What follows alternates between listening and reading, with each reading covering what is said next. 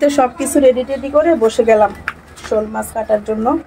শোল মাছ যেহেতু অনেক পিছল, এভাবে ছাই লাগিয়ে নিব শোল মাছের গায়ে, তাহলে পিছলা ভাবটা কমে যাবে। দুইটা মাছের গায়ে ছাই লাগিয়ে নিলাম, আমার দুই হাতেও লাগিয়ে নিলাম, আর একটু লাগিয়ে নিই। একটু মাছগুলো কেটে নিই। আসসালামু আলাইকুম এভরিওয়ান, ছাদ বাগানের রান্নাঘরে আপনাদের স্বাগতম। আশা করি আমার সকল দর্শক ভাই বোনেরা পরিবার পরিজন নিয়ে অনেক ভালো আছেন। আমিও আল্লাহর অশেষ রহমতে ভালো আছি। আর এই তো দেখেন সকাল সকাল তাজা শোল মাছ নিয়ে আসলো, শোল মাছগুলো কেটে নিচ্ছি। আজকে শোল মাছের তরকারি রান্না করব, রেসিপিটি আপনাদের সাথে শেয়ার করব। আশা করি আপনাদের খুব ভালো লাগবে। আর আমার এই ছোট্ট ভিডিওটি আপনারা না টেনে দেখবেন। ভিডিওটি দেখা মাত্র অবশ্যই মনে করে একটা লাইক দিয়ে দিবেন। আপুরা ভাইয়ারা লাইক দিতে একদম ভুলে যাবেন না।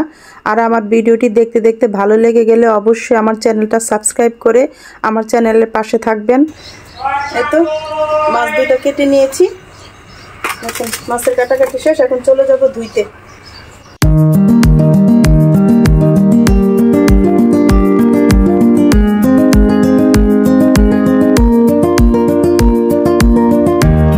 পিস হয়েছে মাছের, দুইটা মাছের অনেকগুলো পিস হয়েছে। তো দেখেন আপুরা ভাইয়ারা, শোল মাছ দুটো কেটে আমি রান্নার জন্য পরিমাণ মতো শোল মাছ নিয়ে নিয়েছি। এখন সামান্য পরিমাণে হলুদ আর লবণ দিয়ে মাছগুলো আমি একটু হালকা ভেজে নিব। আমি আমার বাসায় কিভাবে রান্না করি, তারপরে আমাদের ছাদে কিভাবে আমরা গাছপালা লাগিয়েছি, এটা নিয়ে আমি ইউটিউবে এসে আপনাদের সাথে একটু শেয়ার করি, আমার ভালো লাগে আসলে। এই তো দেখেন আমি মাছটাতে খুব ভালো করে হলুদ মেখে নিয়েছি, এখন আমি মাছটা হালকা ভেজে নিব। এই তো দেখেন তেলটা গরম হয়ে গিয়েছে, এখন আমি এটাতে শোল মাছ ভেজে নিব।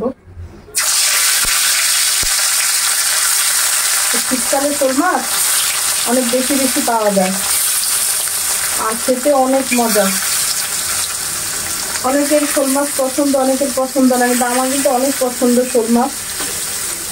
সবসময় কিন্তু শোল মাছ পাওয়া যায় না, আর পাওয়া গেলেও দাম বেশি থাকে।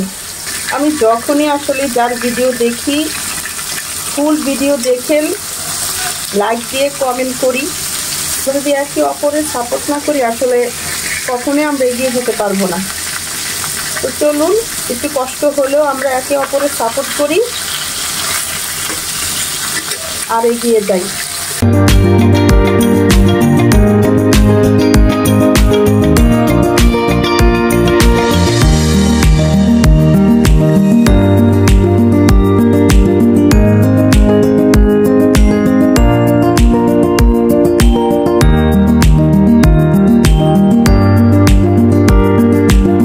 শোল মাছ ভাজার তেলে আমি পেঁয়াজ দিয়ে দিব। এভাবে যদি শোল মাছ, টমেটো, নতুন আলু, মটরশুঁটি দিয়ে না রান্না করে খেয়ে থাকেন তো অবশ্যই একবার হলো রান্না করবেন, রান্না করে খেয়ে দেখবেন কতটা মজা। শীতকালীন টমেটো, শীতকালীন নতুন আলু, শীতকালীন মটরশুঁটি, শীতকালীন শোল মাছ সবে এখানে শীতকালের, অতএব মজাও লাগবে শীতকালের। পেঁয়াজটা একটু নেড়ে চেড়ে নিয়েছি, এখন একটু দিয়ে দিব পরিমাণ মতো লবণ। এটা হালকা একটু পানি দিয়ে দিলাম কষিয়ে নেওয়ার জন্য। এখন দিয়ে দিব এখানে পরিমাণ মতো আদা রসুনের পেস্ট, পরিমাণ মতো হলুদ, মরিচের গুঁড়ো, ঝালটা আপনারা আপনাদের পছন্দ মতো দিবেন। দিব সামান্য পরিমাণে ধনিয়ার গুঁড়ো দিয়ে চুলার আঁচটা কমিয়ে খুব ভালো করে কষিয়ে দিব। মশলা আমি খুব ভালো করে কষিয়ে নিয়েছি, মশলার সাথে আলু দিয়ে দিব।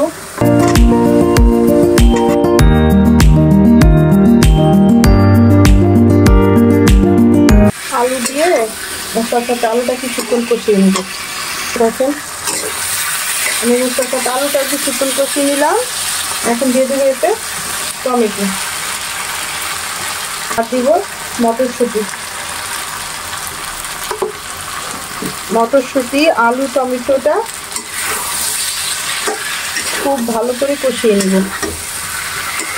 কষানোর জন্য আমি আর একটু পানি দিয়ে দিব, সামান্য পরিমাণ, বেশি না, পরে তো রান্নার জন্য পানি দিতেই হবে। এখন আমি ঢাকনা দিয়ে কষিয়ে নেব। এতে দেখেন টমেটো, মটরশুঁটি, আলু কষে গিয়েছে। এই পর্যায়ে আমি দিয়ে দিব শোল মাছ। আমাদের বাসায় সকাল সকাল গ্যাস চলে যায়, গ্যাস থাকে না, এই জন্য রান্না করতে অনেক দেরি হয়ে যায়।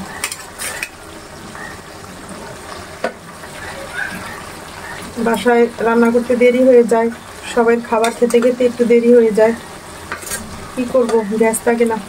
আর শীতের দিন আছে তো, শীতের দিনে এই সমস্যাটা একটু বেশিই দেখা দেয়। কার কার বাসায় এরকম শীতের দিন গ্যাস থাকে না একটু কমেন্ট করে জানাবেন। দিয়ে দিলাম পরিমাণ মতো রান্নার জন্য পানি। শোল মাছগুলো একদম তাজা তো, দেখতে অনেকটা ভালো লাগতেছে। কয়েকটা কাঁচামরিচ ফালি দিয়ে দিব। এতে দিয়ে দিলাম কয়টা কাঁচামরিচ ফালি। এখন ঢাকনা দিয়ে রান্না করে নিব। এই তো দেখেন মাশাআল্লাহ, দেখতে কালারটা কত সুন্দর হয়েছে। শোল মাছ রান্নাটা প্রায় হয়ে গিয়েছে। ধনিয়া পাতা দিয়ে আর একটু রান্না করে আমি নামিয়ে ফেলবো। দিয়ে দিলাম ধনিয়া পাতা। দেখেন ধনিয়া পাতা দেওয়াতে তরকারিটা সুন্দর চারও বেড়ে গিয়েছে।